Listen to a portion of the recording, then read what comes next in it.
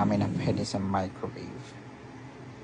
Yan. So, check natin, hugasan, and check kung tama yung tubig.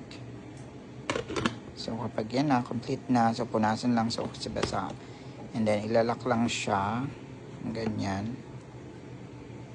And then, ready na siya. Ilagay sa microwave. So, ayan.